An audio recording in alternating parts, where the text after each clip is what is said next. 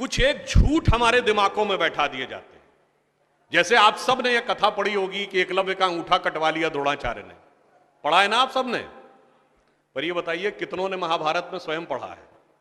मेरे विचार से हम में से किसी ने भी कभी महाभारत में वह प्रसंग पढ़ा ही नहीं होगा एकलव्य वाला। और अगर हम यह भी विनम्रता से पूछें कि महाभारत के कौन से चैप्टर में है, तो भी शायद हम में से किसी को ध्यान नहीं होगा कि महाभारत के वन पर्व में एकलव्य का उल्लेख है। मगर देखिए मार्क्स और मैकाले का प्रभाव कि हमारे दिमागों में ऐसा भरा हुआ है कि हम ग्लानि से आबद्ध हैं बगैर पढ़े हुए। अब मैं आपसे कहूंगा, जाइएगा, जाकर पढ़िएगा।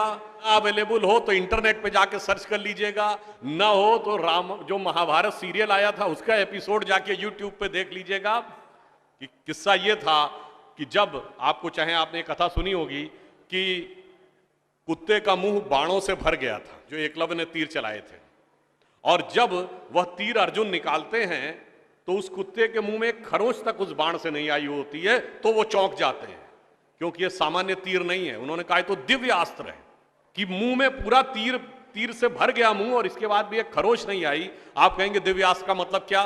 दिव्यास्त्र का मतलब ये है, जैसे रशिया यूक्रेन की लड़ाई चल रही है ना, इससे पहले मिडिल ईस्ट की लड़ाई देती थी, तो जो मिसाइल जाती है वो लेजर गाइडेड जाती है, जिस बिल्डिंग पे गिरना उसी बिल्डिंग पे गिरती है, अगल बगल पे नहीं गिरती, क्योंकि the direction is precise to the metres.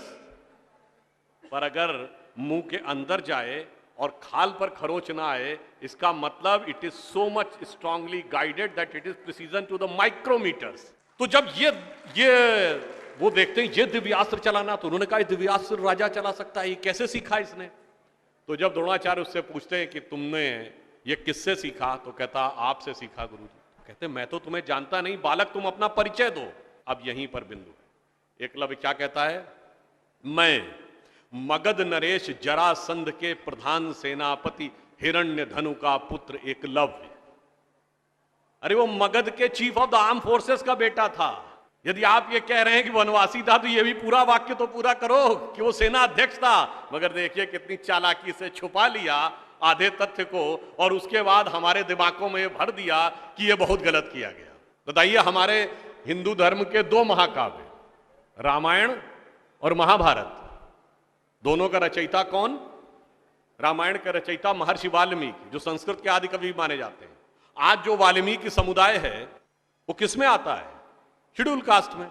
Mahabharat के रचयिता और वेदांत और मीमांसा के रचयिता महर्षि वेदव्यास, जिनकी मां मछुआरिन थी, वह समुदाय किस में आता है? कुछ राज्यों में, दिल्ली में शेड्यूल कास्ट में, यूपी में अति पिछड़े में। तो मेरे भाई, संत रैदास, नामदेव, कबीर, दादू, ये सब पूज्य संत हुए, फिर भी हमारे दिमागों में ये भरा जाता है।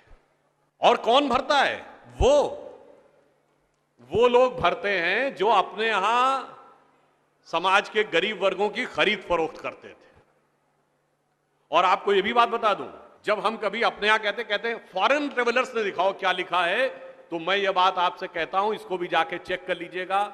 किसी फॉरेन ट्रेवलर का सबसे ऑथेंटिक जो रेफरेंस माना जाता है, वो चंद्रगुप्त मौर्य के समय में मेगस्थनीज आया था ग्रीस से, जिसने अपनी किताब लिखी है इंडिका, आज से 2300 साल पहले।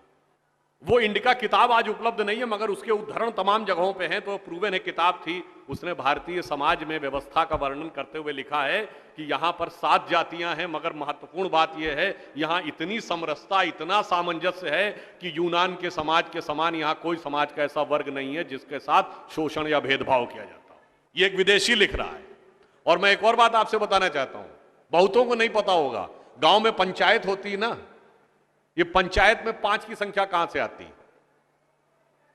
ये 4 या 6 क्यों नहीं? 5 की संख्या जानते कहां से आती है? 4 वर्ण माने गए थे, तो किसी भी गांव में निर्णय लेना होगा तो चारों वर्णों का एक एक प्रतिनिधि होगा, और 5वां जानते कौन होगा?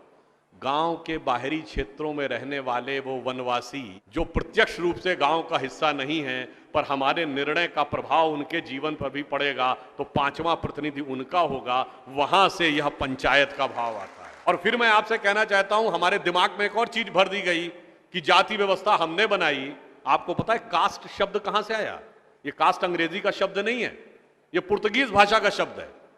और 1931 में जो अंतिम जनगणना जाति के आधार पर उसमें 4114 जातियां हैं हिंदू समाज में, जिसमें अब 6000 बताई जाती हैं। मैं चैलेंज करके पूछता हूं, कोई दिखाओ तो किसी धर्म ग्रंथ में 6000 जातियां लिखी हो, और जहां लिखी उसमें इससे ऊंचे ये, इनके नीचे ये ऊंचा ये नीचा, कौन से धर्म ग्रंथ में लिखा है?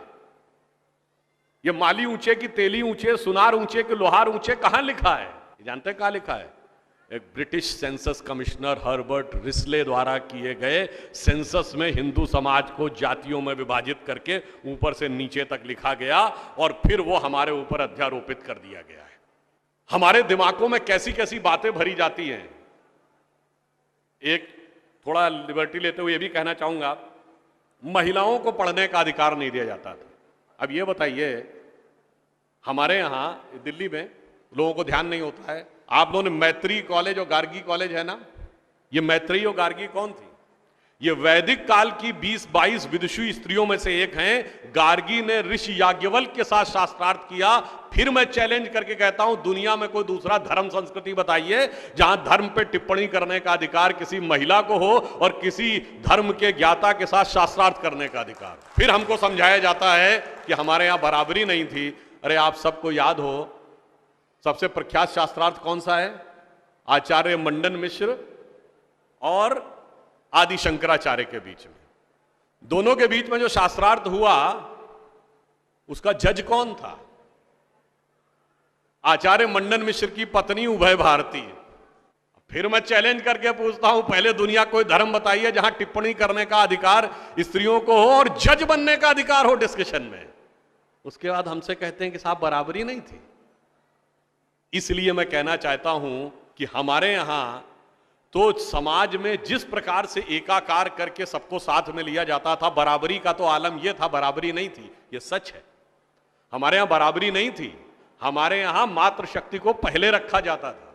इसीलिए हम क्या बोलते हैं?